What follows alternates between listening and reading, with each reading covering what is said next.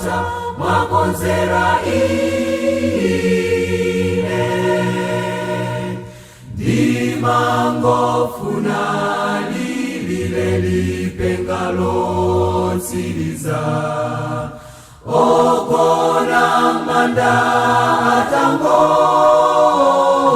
atangoukitsidwa osalafe amoyo nkungosandulika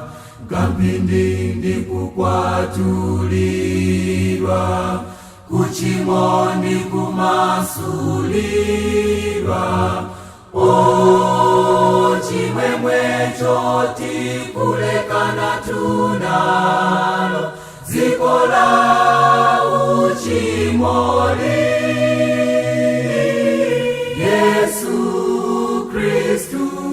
mpulumutsi wathu mfumu ya mafumu yo